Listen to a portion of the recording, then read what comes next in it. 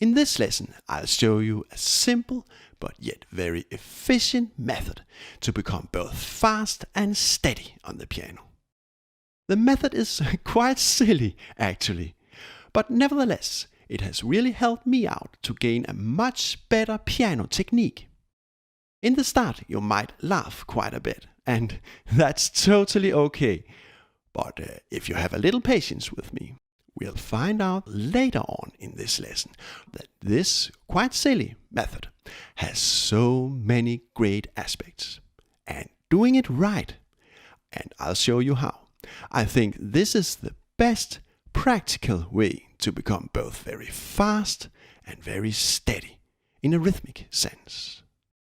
Improvising music is all about playing with a nice, solid and cool rhythmic feeling. If we can obtain that, I'll claim that we are 99% on our way to improvising music. Because having a strong rhythmic self-confidence, we can play just any note and the audience will still believe in us. Now, let me try and demonstrate. On the bass, we just do a simple 4 meter in C.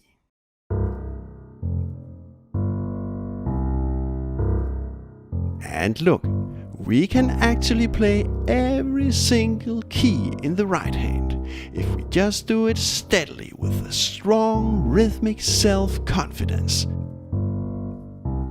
So, I'll try my best now.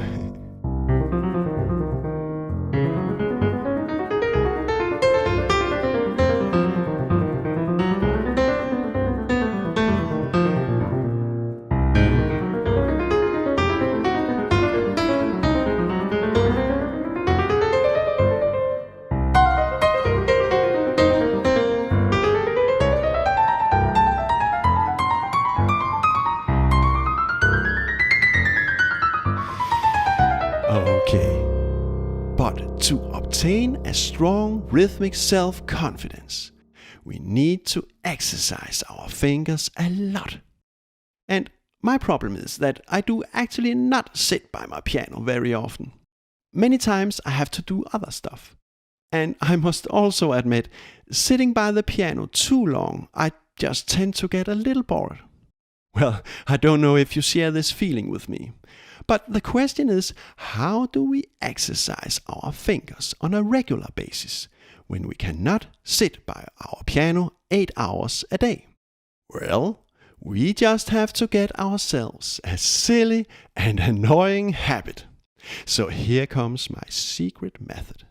We simply just go around tapping with our fingers. I know this sounds really crazy, but please hang on and hear me out on this, because in this lesson I'll show you how we can do this right, in a way so the tapping becomes very beneficial to you.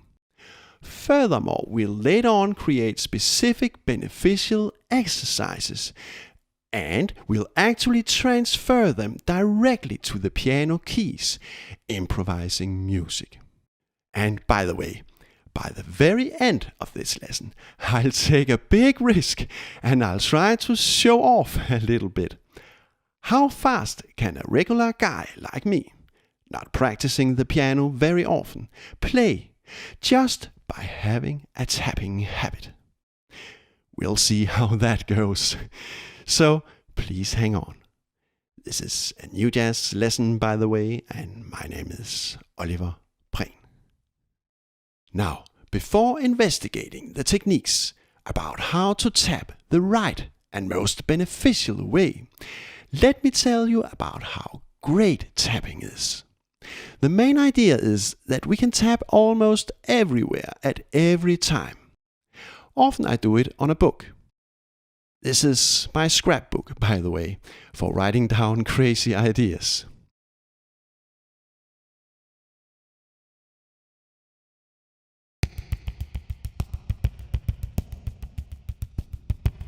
But we can also do it on a table, on the wall, or discreetly on the leg, on our thumb, waiting for the bus, in the bus, or just walking in the forest. So by tapping we can increase our practice time a lot.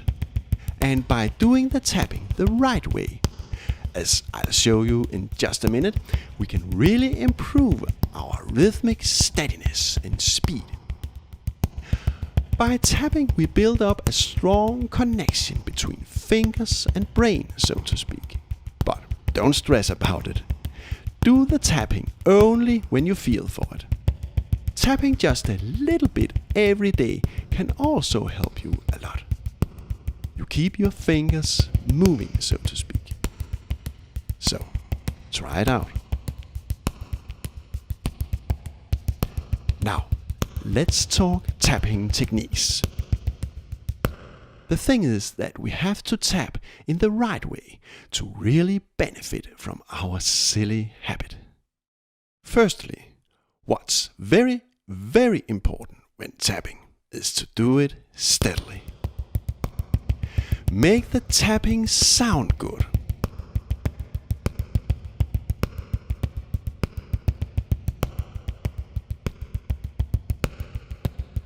Do it slowly.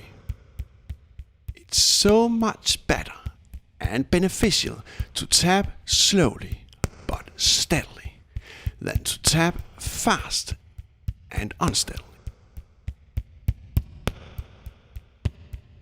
When you feel ready, speed up.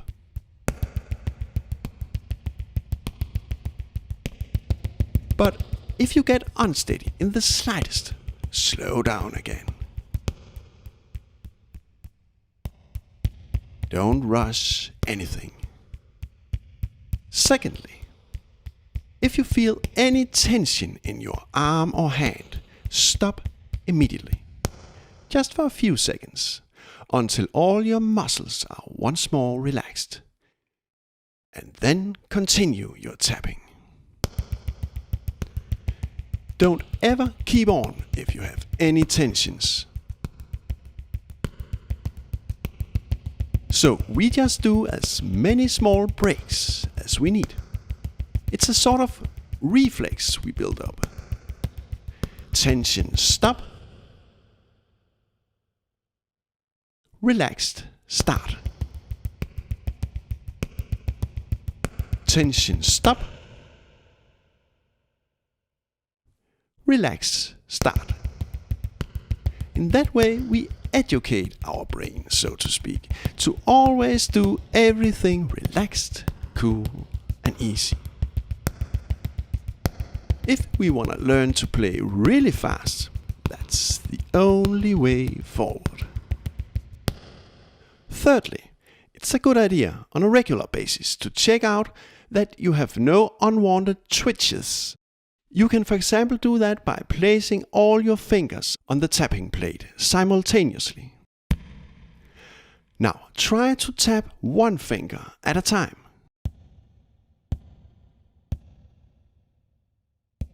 And look at the other fingers. They are not allowed to move at all. The fourth ring finger is the hardest one, I think.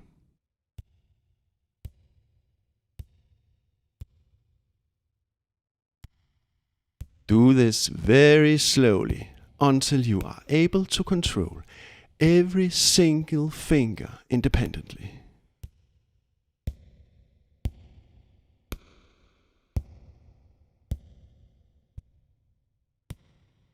And remember to keep on doing this twitch checkout on a regular basis.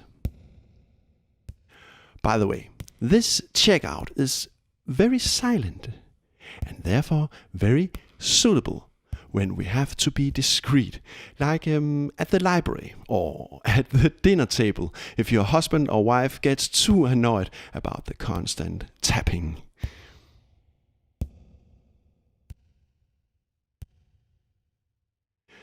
Okay, now it's time for doing some specific and very beneficial tapping exercises. Having done that, I'll show you how we can easily transfer the tapping exercises to the piano keys and use the exercises directly to improvise music. Finally, I'll try to show off and we'll see how that goes. So, please stay tuned. Now, the next step is to create some specific tapping patterns that we can do. We need to create ourselves a little toolbox of exercises, so to speak. And I recommend that you create pattern exercises with different degrees of difficulty. Because it happens that in some situations it's best to do very simple exercises. And in other situations we can do more advanced exercises. For example, when watching a movie and we actually want to keep up with the storyline, then it's probably best to do a very simple exercise. We can, for example, tap our fingers just in a row like this.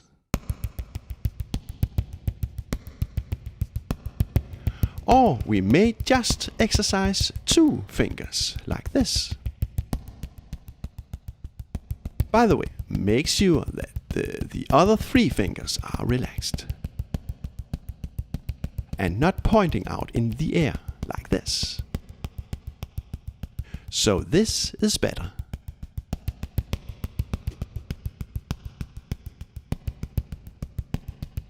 Now, if we can't fall asleep at night, I think that there's nothing better than to practice something more advanced.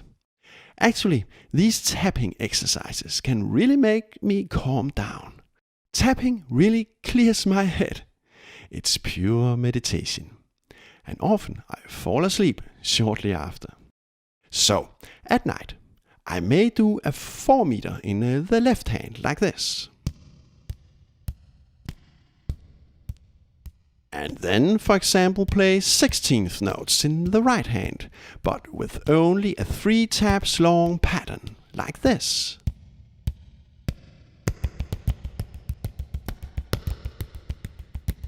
This is fun.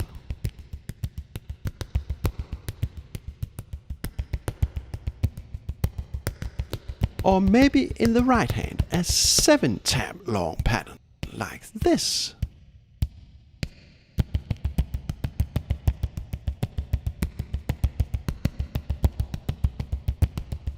Well, the possibilities for making our own specific exercises are endless. And before transferring our tapping exercises to the keys, playing music, let's also do a totally free exercise.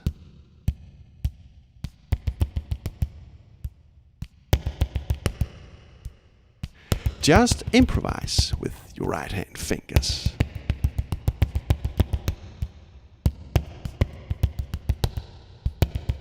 This is probably the most important exercise we can do, actually.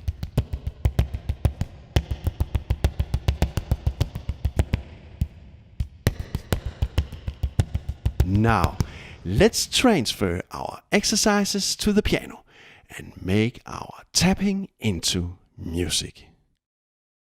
Imagine we have been sitting in the bus on our way home, practicing our tapping exercise 1.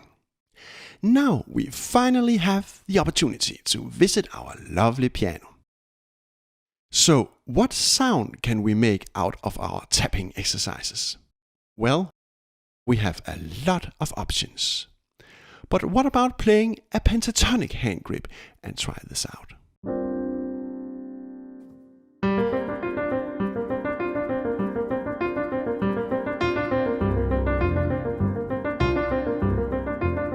At different positions.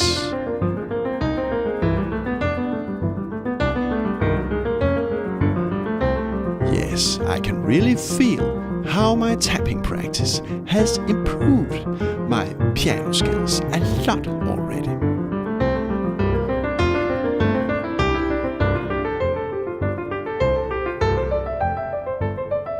Now, let's also do some breaks and play our exercise more loosely.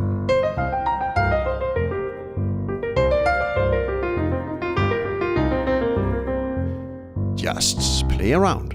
Have fun with this.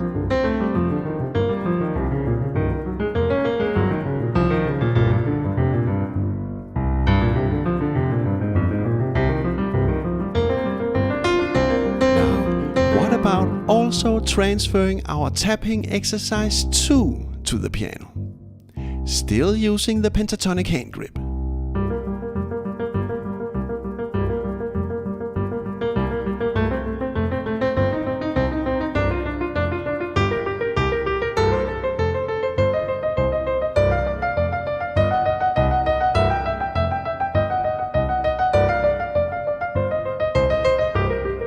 Loosen up a little.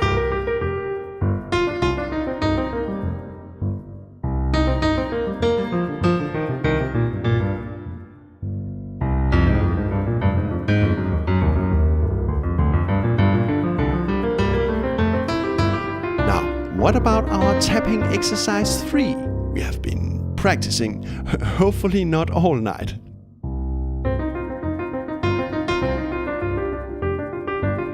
This is a little harder. A 3-note long pattern played on a 4th subdivision rhythm.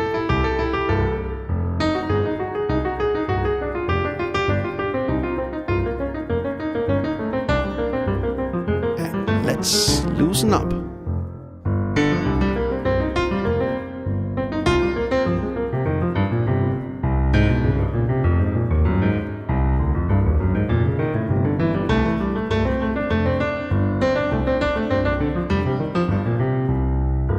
Our tapping exercise 4 is even more advanced. A 7th note long pattern played on a 4th subdivision rhythm.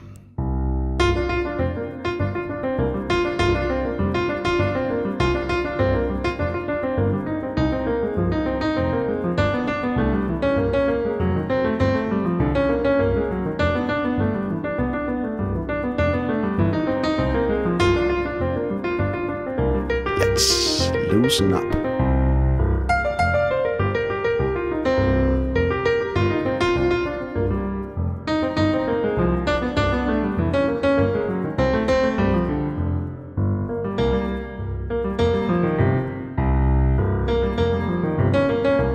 And let's just do tapping exercise 5.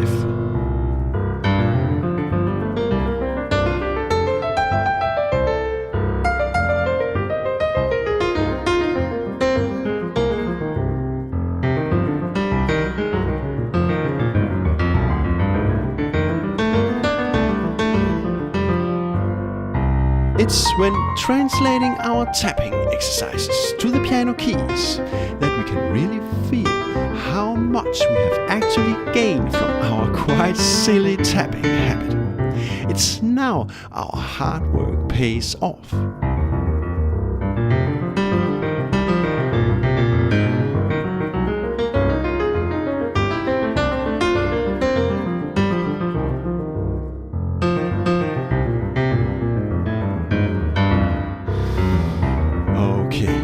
Now try out to create and add your own tapping exercises to your toolbox. Just use your great imagination. It could be anything you like. Now, very soon, I'll do a really crazy experiment, just for fun. Taking the risk and trying to play quite fast. It may just go terribly wrong. But before I do that, let me just give you all a big thank you for all the likes, nice comments, and the voluntary donations that keep me going. You know, all New Jazz stuff is free, public, and for everybody, money or no money. I have no paywalls. But if you feel for it, you are of course so much welcome to make a small voluntary donation to help keep me going. Now, here by the end of this lesson, we should have some meaningless fun. So, if you are up to it, please stay tuned. Now, for approximately half a year, I have practiced the tapping exercise 1 a great deal. So let's hear out how fast I can do it on the keys. This makes no sense at all, I know. I just feel like showing to you that being the lucky owner of a silly tapping habit has actually been very beneficial to a silly guy like me. And we should also just have some meaningless fun now and then, don't you think so? By now it's also only about 5% of the audience that is left. The hardcore audience. So I guess it's okay at this point to take the risk and just fail completely. Let's start the metronome at 100 beats per minute, playing 16th notes in the right hand.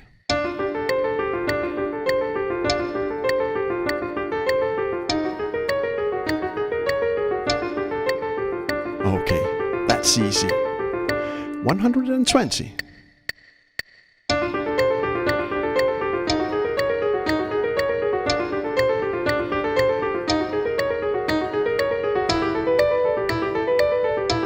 130.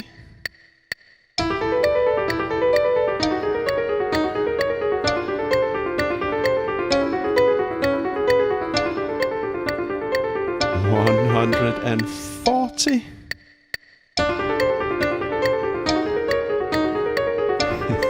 Okay, not any faster, or I'll suddenly fail completely. Now I feel a little tension in my right hand, so I just take a short break. You know, as we have learned earlier. And when I'm totally sure that every muscle is 100% relaxed, I continue.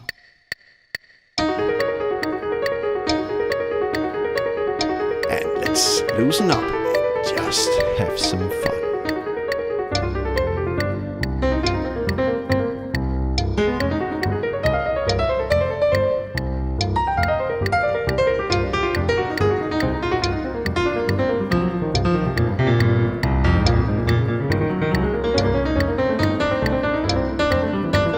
Well, this is it. See you girls and guys in about a month from now.